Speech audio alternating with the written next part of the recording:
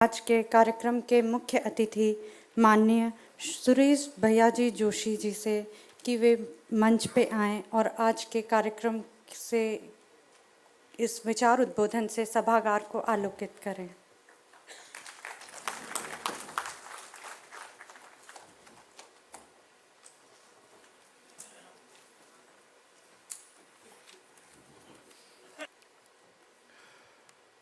मंच पर उपस्थित फैंस के सभी पदाधिकारीगण, आदरणीय इंद्रेश जी, इस सभागार में उपस्थित देश के अलग अलग स्थानों से आए हुए सभी विद्वज्जन बंधुओं तथा बहनों, इस संगठन के कार्य की दिशा वगैरह इस संदर्भ में हम सबके सामने इंद्रेश जी ने कुछ बातें रखी। हम संभवतः इस प्रकार के कार्यक्रमों में बार बार आते भी होंगे और विचार मंथन चलता भी होगा, और आज का दिन भर का ये मंथन आप सबके सामूहिक चिंतन से जो भी एक सार के रूप में निकलेगा, मैं समझता हूँ कि देश की सरकार को, एक सामान्य समाज को उसमें से कुछ मार्गदर्शन अवश्य प्राप्त होगा। इसलिए प्रारंभ में ही मैं इस आज के इस कार्यक्रम के लिए बहुत हृदय से शुभकामनाएं देता हूँ। जब कभी अंतरिक्ष सुरक्षा की बात आती है या कुल मिलाकर सुरक्षा की बात आती है, राष्ट्रीय सुरक्षा की बात आती है, तो एक तो है सामरिक सीमाएं हैं अपनी, कि जो भिन्न भिन्न देशों से जुड़ी हुई है। सभी सीमाओं से खतरा नहीं, लेकिन सीमाएं सुरक्षित तो रहनी चाहिए। इसके लिए किसी भी एक जागरूक सजग राष्ट्र को, सरकार को सब प्रकार के प्रयत्न करने ही पड़ते हैं। और जब सीमाओं से लगे हुए देश हमें जब दुश्मन मानते हैं तो समस्याएं और बढ़ जाती है। भारत ने कभी पाकिस्तान को दुश्मन नहीं माना है, पर पाकिस्तान ने भारत को हमेशा दुश्मन ही माना है। चीन को हमने कभी दुश्मन नहीं माना, परंतु चीन ने व्यवहार ऐसा किया कि लगता है कि वो हमारा दुश्मन के रूप में हमारे सामने खड़ा है।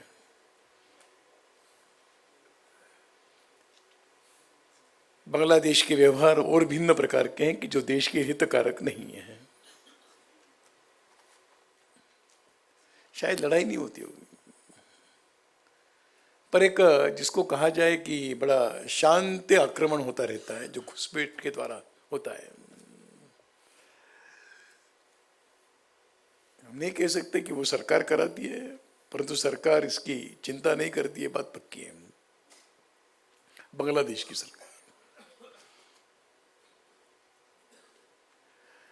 और इसलिए ये जो सीमावर्ती क्षेत्र है उसका, अगर हम आज के पूरे देश का अगर आर्थिक बजट देखें तो सेना पर बहुत बड़ा खर्चा करना पड़ता है।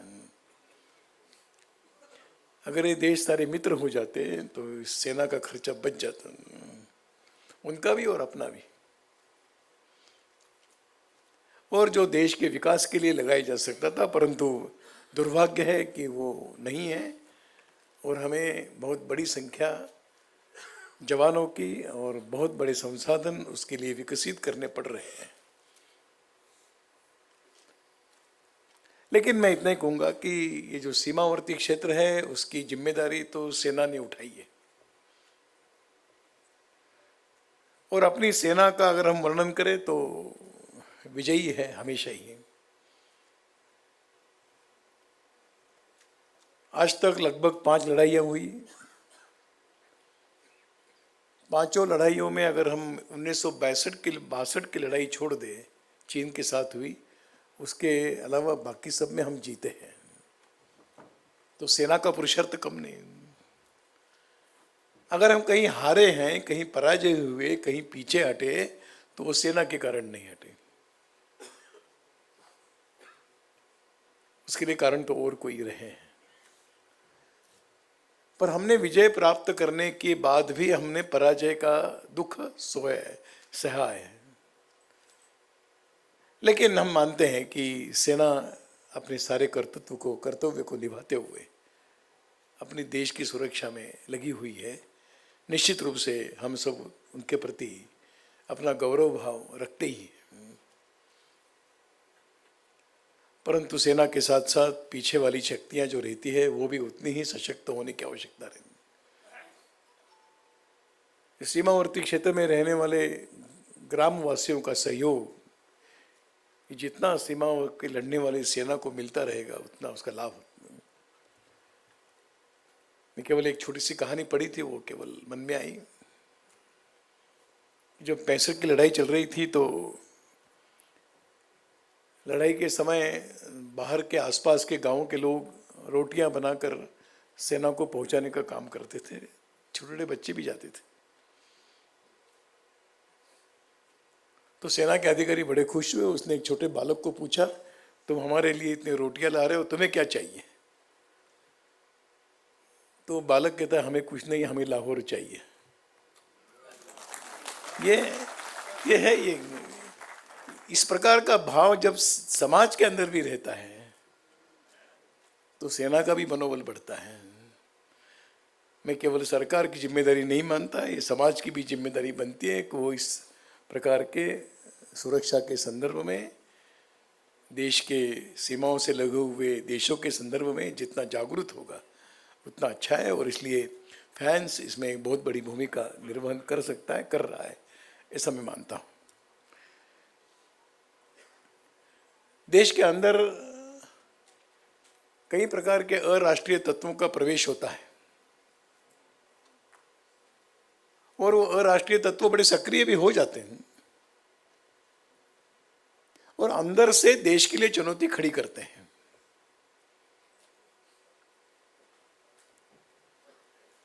और हम उसका अनुभव करते हैं कि कहीं ना कहीं हमारी कमी रही, उस कमी के कारण अंदर आ गए लोग। अगर 26/11 का मुंबई का ही अगर इंसिडेंस अगर हम सामने लाएं, घटना लाएं, तो इतनी इस बड़ी समुद्री सीमा को लांघ कर और मुंबई जैसे शहर में घुसते हैं और 3 दिन तक मुंबई को एक संकट के घेरे में रखते हैं। कई लोगों को अपनी जान गंवानी पड़ती है और उन 3 दिनों में सारा देश गुमसुम हो जाता है। क्या होगा, क्या होने वाला है? सारे देश के साहस को चुनौती दी। सब चिंताग्रस्त थे उस समय का। आपको सबको दृश्य अनुभव होगा कि सब लोग क्या कर रहे थे, क्या होगा अंत में। ठीक है कि अपनी सेना ने, अपनी वहाँ के पुलिस ने, सब प्रकार के लोगों ने मेहनत करते हुए किया। प्रश्न है कि इस प्रकार के अंदर तक आ कैसे जाते हैं लोग। 1992 का अयोध्या में ढांचा गिरने के बाद जो सारे मुंबई में विस्फोट हुए, वो आए हुए लोग बाहर से ही आए हुए थे। हाँ, भारत में आने के बाद यहाँ के लोगों ने उनको सहयोग किया है, वो अलग बात है, लेकिन आए बाहर से थे।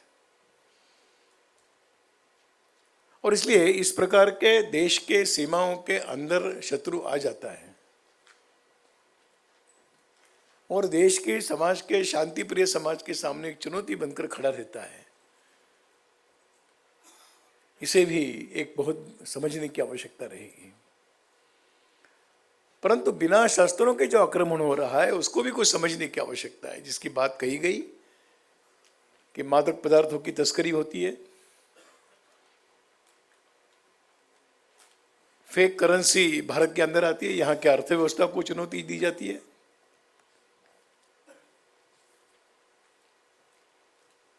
यहां से भी बड़ी मात्रा में गो तस्करी बाहर होती है। करने वाले कौन हैं? तो सीमा के अंदर आए हुए और सीमा के अंदर भी रहकर इस देश के साथ गद्दारी करने वाले तत्व इस देश के अंदर विद्यमान है। ये हम सबके सामने बड़ा संकट है। और इसलिए शस्त्रों के साथ और शस्त्रों के बिना होने वाले इस भिन्न भिन्न प्रकार के आक्रमणों के स्वरूप को समझकर और कुछ कदम उठाने की आवश्यकता रहती है। मैं समझता हूं कि यह भी काम सरकार का है, सरकार के पुलिस का है, सरकार के भिन्न भिन्न प्रकार के खुफिया तंत्र का है। उनकी नजर इतनी किस पर कितनी रहेगी, लेकिन पता है कि समाज भी इसके प्रति कितना जागरूक होता है।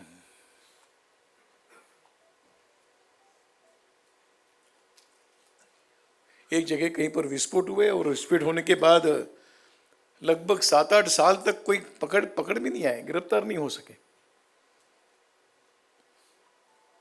और जब गिरफ्तार हुए तो बेंगलोर की एक बड़े सुशिक्षित बस्ती में वो रहने के लिए चले गए थे। उसी बस्ती के हैं, ऐसा इस प्रकार का उनका सारा आचरण उन्होंने बना लिया। जब गिरफ्तार हुए तो आसपास के लोगों को बड़ा धक्का लगा कि ये इतने सालों से हमारे बस्ती में रहते हैं, ये इस प्रकार के लोग हैं, हमें मालूम नहीं थे। पकड़े गए। किसी को शक भी ना आए इस प्रकार का व्यवहार करते हुए रहने वाले ऐसे अराष्ट्रीय तत्व हमारे बीच आकर खड़े हो जाते हैं। और इसलिए इनको पहचानना, इनको समझना, इनको देखना, ये दृष्टि भी समाज के अंदर विकसित होने की आवश्यकता है। सरकार बहुत बड़ी शक्ति है, उन्होंने करना ही चाहिए, लेकिन समाज केवल सरकार के भरोसे पर नहीं चलता, ये भी ध्यान में रखना चाहिए। जब तक जागरूक समाज सरकार के साथ खड़ा नहीं होगा, तब तक अकेली सरकार कितना कर पाएगी। फिर भी देश की सरकार कुछ कर रही है, उसके बारे में मुझे कुछ कहना नहीं है। जैसे अराष्ट्रीय तत्व यहां पर विकसित हुए हैं, वैसे कई प्रकार के असामाजिक तत्व भी यहां पर प्रभावी होते हैं कि जिन्होंने देश की संस्कृति और देश की परंपराओं को नष्ट करने के लिए, बिगाड़ने के लिए कई प्रकार के प्रयोग चलाए हैं। यहां पर आने वाला साहित्य देखिए किस प्रकार से आता है विदेशों से, किस प्रकार के दूरदर्शन पर और भिन्न भिन्न प्रकार के चित्र दिखाए जाते हैं।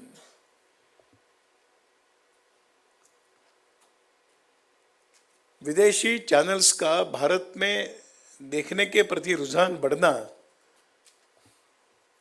देखिए हम लोग मनुष्य ज्ञानी हो, जानकार बने, उसके प्रति में कोई हम संकोच नहीं करने वाले लोग हैं। पर जब मूल्यों में क्षरण आता है, जीवन में पतन की प्रक्रिया प्रारंभ होती है, ये किसी भी देश के लिए हानिकारक। देश के इतिहास में मैं 3 आक्रमणों का उल्लेख करूंगा। एक आक्रमण मुगलों का था, वो बड़ा खुला था, हाथ में शस्त्र लेकर आए थे, हिंसाचार का आधार सहारा लिया था, समाज को भयग्रस्त करते रहे। परंतु हम बड़ा भाग्य रहा हमारा कि समाज में इस प्रकार का नेतृत्व हमेशा मिलता रहा कि जो इन सारे हिंसा के बावजूद भी एक साहस देने वाला, हिम्मत देने वाला वर्ग रहा। राजा महाराजा रहे, कई प्रकार के क्रांतिकारक रहे कि जिन्होंने इसमें पहल करते हुए भारत को एक अंदर आत्मविश्वास जगाने का प्रयास किया। हिंसाचार से डरे नहीं, भयग्रस्त जरूर कुछ हो गए होंगे, लेकिन फिर खड़े रहे। दूसरा आक्रमण तो अंग्रेजों का था, जिन्होंने जड़ मूल से यहां से कई बातें समाप्त करने की कोशिश की। मैं केवल एक ही बात का उल्लेख करना चाहूंगा, कभी कभी चर्चा निकलती है कि दुनिया में केवल एकमात्र देश ऐसा है कि जिस देश के 2 नाम हैं। दुनिया में और कोई देश देख लीजिए जिसके 2 नाम, पर हमारे यहां 2 नाम है, एक भारत है, एक इंडिया है। दुनिया में और कोई देश नहीं है। तो ये नाम के बारे में संभ्रम निर्माण करने का काम अंग्रेजों ने किया है। भारत कहने से ही जो जिस प्रकार के प्राचीन सारी बातों से देश का समाज जुड़ता है, उसको उस जड़ से काटने का एक सफल प्रयास का आज भी हम इंडिया छोड़ने के लिए तैयार नहीं है। सामान्य लोगों को लगता है कि इसमें क्या फर्क पड़ता है, पर सोचना ही चाहिए जिस समय समाज का सामान्य वर्ग भी इन दो बातों के प्रति गंभीर नहीं होगा, तब तक वो सुरक्षित कैसा रहेगा, वो आत्मसम्मान के साथ कैसे खड़े होगा। पर हमने स्वीकार कर लिया, चले केवल इंडिया कहने मात्र से हम सबको लगता है कि अंग्रेजों के बाद इस देश का निर्माण हुआ है, उसके पहले तो नहीं थे हम लोग। कितनी एक बड़ा कदम, बड़ा षड्यंत्र जिसके हम शिकार बन गए।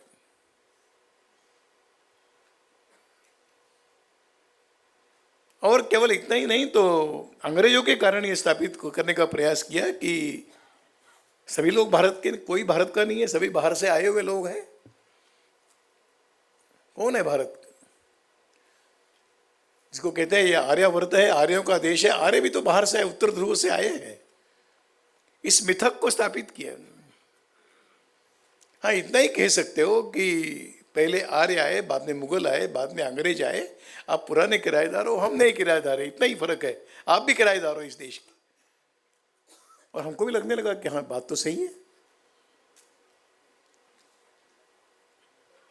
ऐसे इस प्रकार के षड्यंत्र के सामने देश झुक गया, समाज का प्रबुद्ध वर्ग झुक गया और उसको मानने लगा कि हाँ, हम भी बाहर से आए। क्या देश की सुरक्षा के लिए बड़ी चुनौती नहीं थी?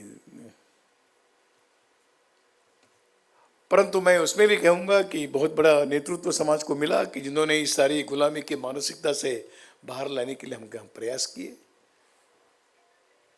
और एक वैधानिक दृष्टि से यहाँ पर 1948-47 में एक देश स्वतंत्र हुआ और एक सरकार यहाँ पर बनी जो देश के नेतृत्व में ही हाथ में आ गई थी। तो दूसरे आक्रमण से भी हम अपने आप को कुछ सुरक्षित कर सकते। जब इसका चिंतन कुछ लोगों ने किया तो उस चिंतन में यही बात ध्यान में आई कि देश बार बार खड़े कैसे होता है। न ये शस्त्रों के भय से समाप्त हुआ, न मिथक फैलाने से ये देश समाप्त हुआ, देश फिर खड़ा रहा। तो बाद में जो समस्या बाद में ध्यान में आया कि देश ये मूल्यों पर चलने वाला, नैतिकता पर चलने वाला ये देश है। इस देश की इस नैतिकता और जीवन के मूल्यों को समाप्त करो, ये देश समाप्त हो जाएगा। आज जो युद्ध चल रहा है वो इस प्रकार का युद्ध है। इस चुनौती को समझना पड़ेगा। शस्त्र से भी ज्यादा घातक यह है कि यहां का पतन होता जाए। आज इतनी बड़ी मात्रा में व्यसनाधीनता हुई है, आज इतनी बड़ी मात्रा में समाज भोगवाद का शिकार बना है। आज कई प्रकार के बातों के कारण व्यक्ति आत्म केंद्रित बनता जा रहा है। ये चुनौती है हमारे सामने।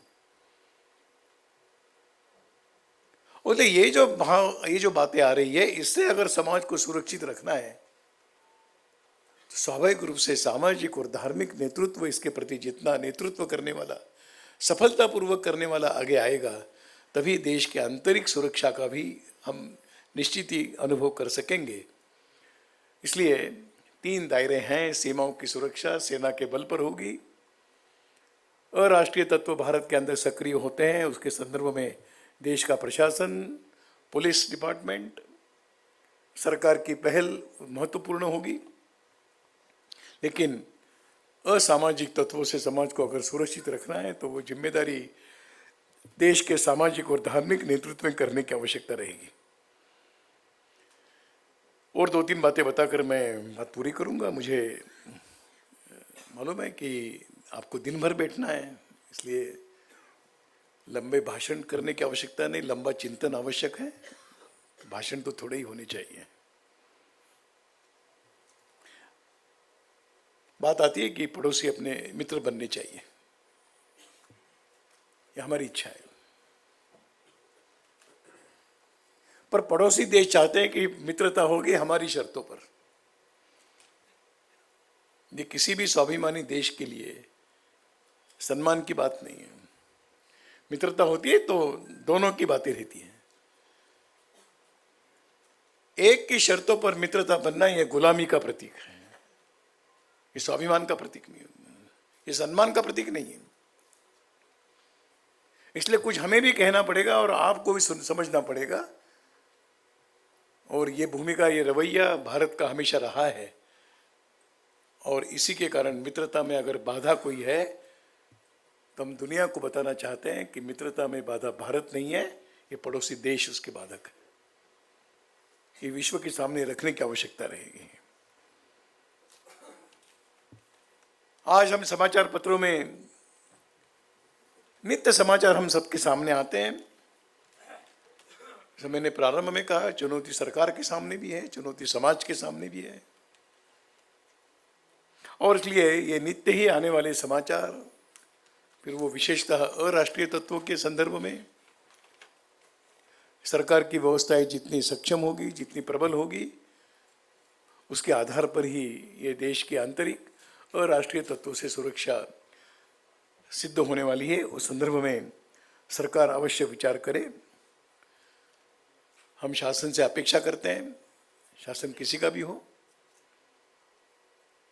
कोई भी व्यवस्था चलती है शासन की तो उसकी समीक्षा प्रामाणिकता से होनी भी चाहिए, बार बार होनी चाहिए। किसी घटना दुर्घटना के बाद समीक्षा और अधिक गंभीरता से होनी चाहिए।